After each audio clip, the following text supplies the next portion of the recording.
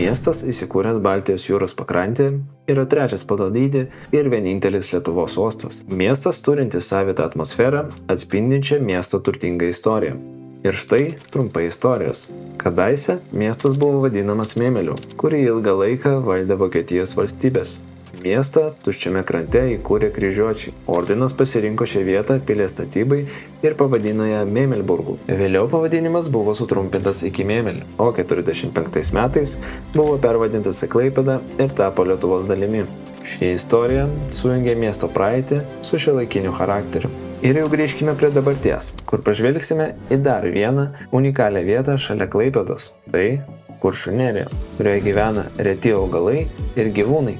O UNESCO pripažino ją kaip pasaulio paveldą dėl jos gamtos grožio ir svarbos. Šiandien Klaipėda tai dinamiškas miestas su modernia infrastruktūra, nuo puikiai išsilaikiusio senamiesčio iki šurmuliuojančio uosto ir smėlio paplūdimių. Šis miestas turi ką pasiūlyti kiekvienam keliautojui.